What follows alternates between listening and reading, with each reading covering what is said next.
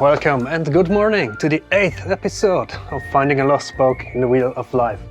In this series I share with you how I'm cycling into a new life after giving up everything I had 2 years ago. To be honest, I don't really know what to tell you about this episode, I just wanted to welcome you personally. So sit back, relax and enjoy. After about 1.5 hours of bad sleep that night, the strong winds made me flee from my tent. From my camp spot there was a great view onto our goal for that day, the island of Croatia. The Frenchies sure have chosen the better spot for that night. The chimney you see here is in fact Croatia's tallest structure. With its 340 meters, it's just bigger than the Eiffel Tower. Just as the sun climbed over the top of the hills, the Frenchies came out to the daylight as well. We quickly packed our stuff, had a breakfast, and together with the sun we hit the road to catch the ferry to the island of Croatia.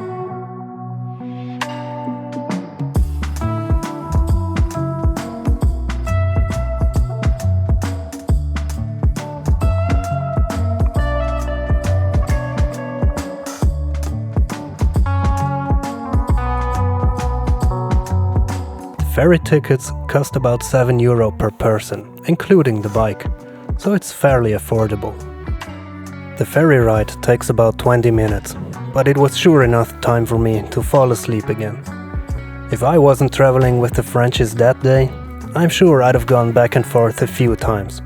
Luckily, when traveling in a group, you watch and support each other. Traveling in a group also means that you'll have to take some compromises.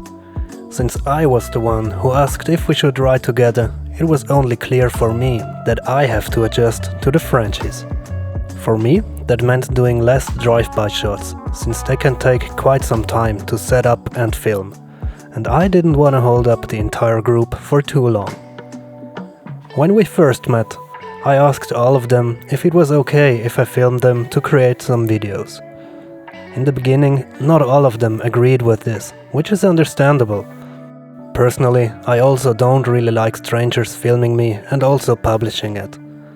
So I tried to find a way that suited all of us.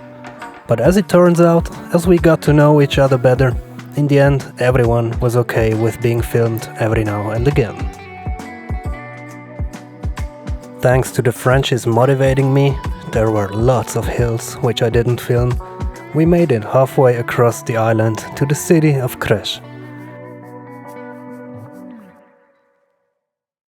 The island itself is very sparsely populated, with only very small villages every few kilometers. About 2/3 of the island's population lives in the city of Croatia itself. With the last view back onto last night's camp spot and the city, we started tackling the second half of the island, which was our goal for that day. Same as the day before, we had about 600 meters of climbing to do, which isn't that much for trained people with the right setups. But this description does not fit any of us.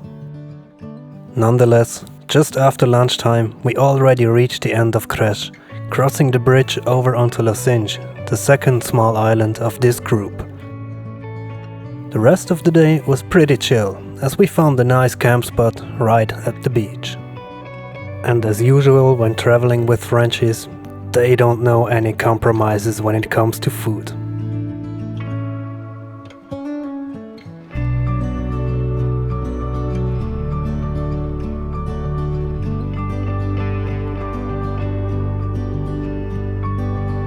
The next 2 days were even more chill, as we only had about 20 kilometers left of the island of Losinj, to a town called Mali Losinj. Our plan was to take a ferry back to the mainland, but since the Frenchies wanted to do some sightseeing, we only took it on the next day, which meant that I had some time to work on the videos. Traveling with the French is always a gourmand experience. From Mali Losinj there are a few choices of ferries. We decided on the cheapest one that took us towards east. It left at around 4 p.m. and the ride takes about 7 hours. The ticket for one person, including the bike, is around €16, depending on the season.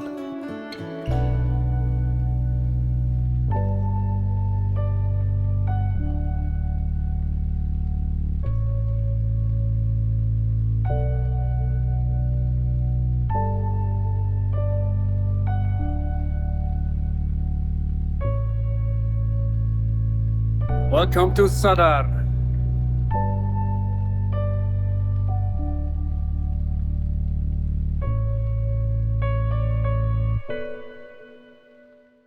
The Frenchies and me were now exactly 1 week together on the road. It was very enjoyable time together, but for me also somewhat challenging since I just have different priorities on this trip. Managing all of the work for the videos while being together 24/7 is relatively difficult. So I decided to go alone for a few days to get some work done. We decided to meet up again in Split about 1 week later. Okay, good morning, y'all. It's been a long time since I talked to a camera like that. I'm alone again. I left the Frenchies yesterday. Spent all day in a restaurant trying to fix my computer so I can edit again. I have a lot of work to do. I want a lot of work to do, actually. So anyway, I'm gonna stop talking and hit the road. Get some work done and some filming done. Yes! Let's go!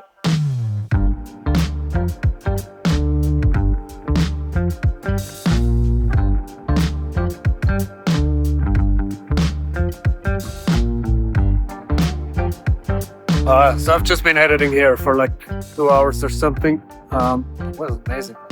But now the sun is gone, wind has picked up. It's getting freezing today, absolutely freezing. Time to go out of town, find a camp spot, preferably with a roof. Edit some more, eat, sleep, repeat.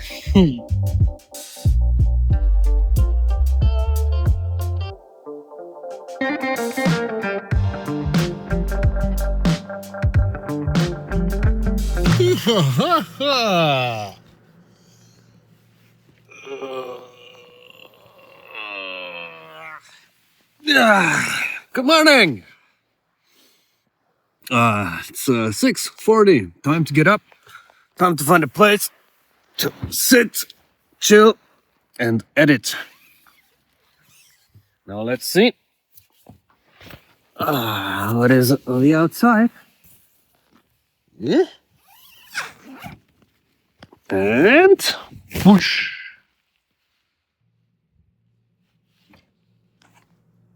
Could be worse. Huh. Sweet.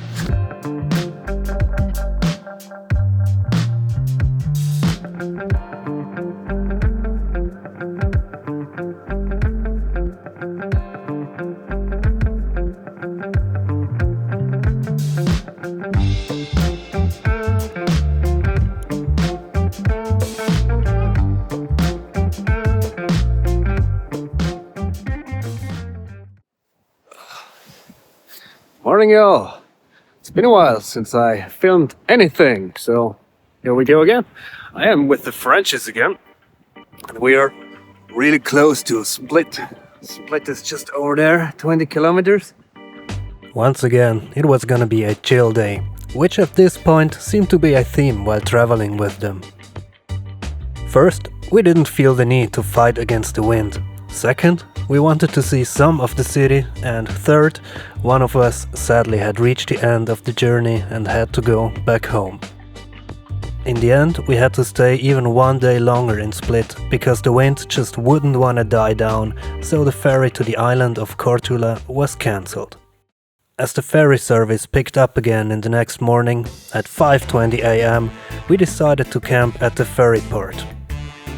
I really don't know why the public transport I need to take often goes at extremely stupid o'clock, but oh boy, this time it was rewarding. We experienced an incredible sunrise on the ship, and just about 3 hours later we arrived in Vela Luka, on the island of Korčula, which was gonna be our last Croatian island.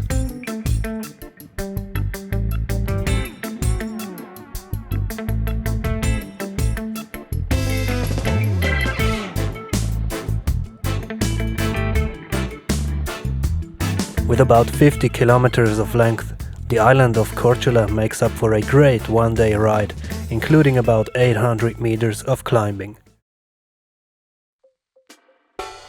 The next morning we took our last ferry back to the mainland, and within 2 days we made our way to Dubrovnik.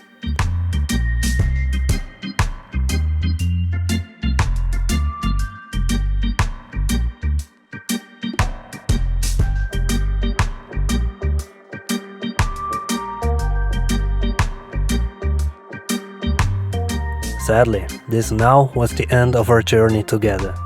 While being in a group on one hand is extremely motivating and rewarding, for example on big hills or while sharing beautiful moments together, it is, on the other hand, quite limiting, since you simply don't have any privacy anymore and you have to adjust to the group. Over the years, I have traveled in many different constellations, from being alone to traveling with 4 complete strangers, which now are 4 good friends. In the end, I couldn't decide what I prefer more, since as everything in life, also this has its pros and cons. So it was time. I had to pull the ripcord and set priorities. It was clear that we can't continue when my biggest priority is making videos.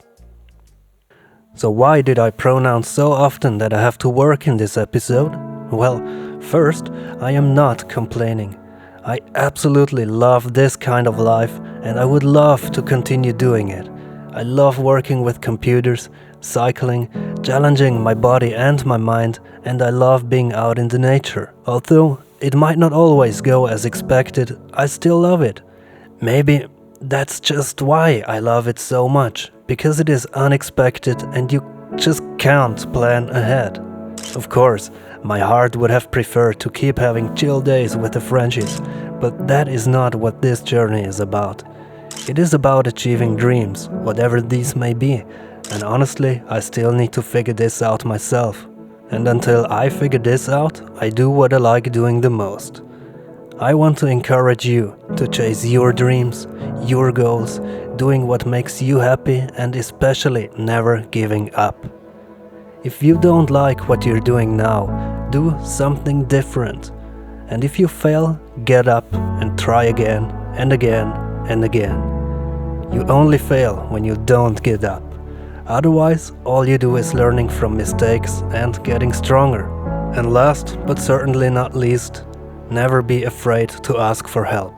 There's no need to fight through anything alone. It will only destroy you. Ask me how I know. If I didn't ask the frenchies to travel together, I'm sure I couldn't have enjoyed Croatia as much as I did. The next few days, I continued from one bar to the next, in chase of the next power outlet to get the videos done, as I suddenly reached the very southern tip of Croatia, where I set up camp for a last time in this wonderful country. Just as I entered Montenegro, I realized I won't be catching up with editing videos when I don't take a bigger break now. I had 6 weeks of footage to work through and I refused to leave a gap in my vlog. So, in the very first town of Montenegro, I looked for a hotel and luckily I found a really cheap one. And that brings us to my hotel room here in Igalo, where I stayed for almost 3 weeks to learn and work. As I promised in the second episode, we finally catched up with my actual current position, and from here the vlog will be uploaded in a more timely fashion.